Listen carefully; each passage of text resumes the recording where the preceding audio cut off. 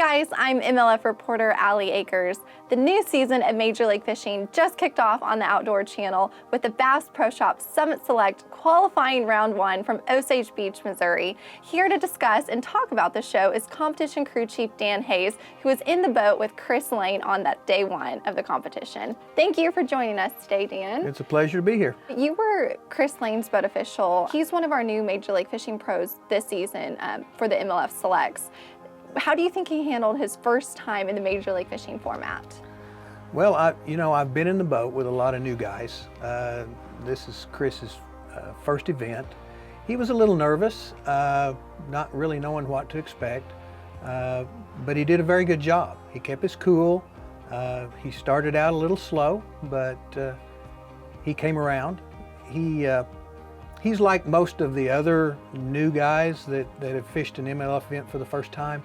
They come in with an idea and a game plan of what they're going to do, and they have it all mapped out of how they're going to spend the whole day.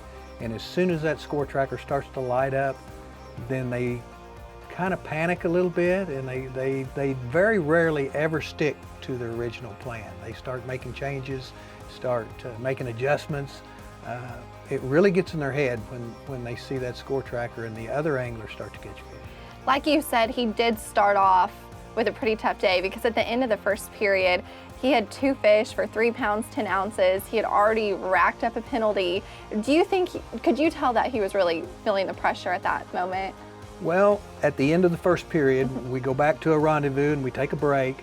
And like you said, I'm pretty sure he was in last place. And you could tell that the anxiety level had ramped up just a little bit, and he was concerned. That happens a lot with these guys after the first period. They get back and their heads running, their minds spinning 1,000 miles an hour, trying to figure out what they're going to do and how they're going to do it, especially if they haven't figured out anything.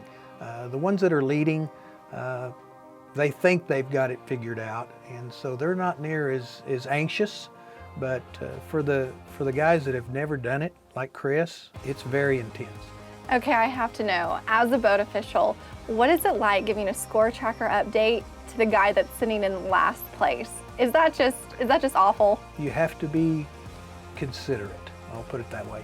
I don't ever tell an angler that I'm with that he's last. Well, luckily you didn't have to give the score tracker update with Chris sitting in last place very many times, because during the second period, he went from last place to 3rd place in a matter of minutes. And since you've been a boat official for 17 events and from the very beginning of Major League Fishing, can you talk about the pressure some anglers feel when they're in last place and maybe get a little bit thrown off by it, and how some anglers, kind of like Marty Robinson, for example, get a motivation sitting in last place to want to improve themselves and try to figure out how the fish are biting and how to catch them to get to 1st place? When we come to that first break after the first period, the guys that have done this for a long time know that there's a lot of day left, and that even if they're in last place, it's not as big a deal. The fact that Chris figured something out in the second period, that's really, really crucial. These guys, confidence is key. And if they're fishing and haven't quite got something figured out, haven't got a pattern figured out, they struggle. But once they catch a couple of fish, they start to get a pattern, then their whole attitude changes. And then they go from, I know there's fish here, I just can't figure out how to make them bite, to all of a sudden, I know what it's going to take to win this. And even if they're in last, because in the MLF format, it really doesn't matter if you're in last place, because things change so quickly that if they've got a pattern figured out, they can go from last to 1st very, very quickly. So you really have to have positive attitude throughout all periods. Definitely. And when they start to catch fish and start to put what they consider a pattern together, their confidence level goes through the roof. And then they all of a sudden realize, I can do this and I can win this because I've figured out what I need to know. And leading into my next question about frustration is penalties. That's one of my favorite things about the MLF show, and I know that's probably horrible for me to say, but I love watching these anglers, the best of the best, get these penalties. And so I want to talk about 2 penalties that Chris got, that you gave Chris during the competition. The first one being the fish landing violation when he was trying to get the fish in the boat, and he was actually saying out loud, "I'm not going to get a penalty, I'm not going to get a penalty." And he was trying so hard not to get a penalty that he hugged the fish to his body, which is still a 2-minute penalty and a violation. That's exactly the case, especially with the new anglers that come into this format and haven't fished it before. They always tell me before the competition, I'm not going to get a penalty. I'm not going to get penalties. I know what I got to do. Do you I'm think, not going to yeah, get right? penalties. And I'm going, okay, whatever. And what happens is they get caught up in the moment. They get caught up in the fish catching.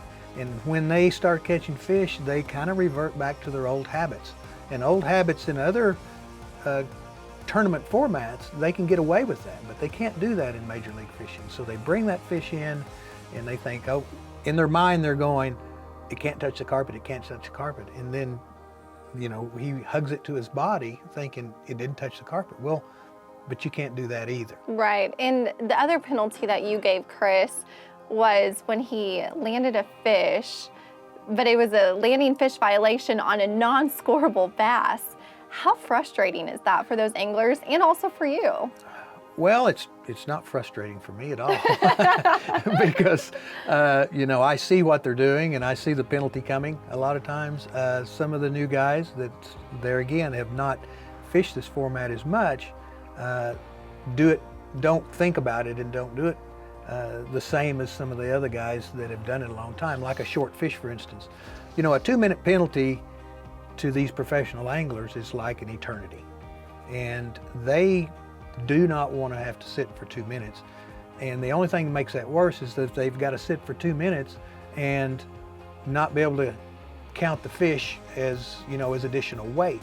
Well, Chris ended up with 16 fish for 30 pounds, and he made it to the sudden death rounds, which will air later on the Outdoor Channel. But I want to shake it up a little bit and talk about some other anglers. You mentioned Jason Christie, and he was actually the winner of day one. Why do you think he had such a phenomenal day? Well, I've been with Jason also, and you know, in my opinion, Jason Christie's probably one of the most solid, consistent fishermen out there.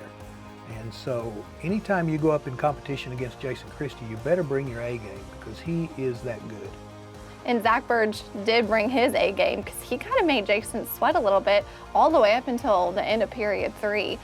And this was Zach's first time in the MLF format, just like Chris, but why do you think Zach did so well his first time in an MLF boat? Well, Zach's one of the young, a new generation of anglers.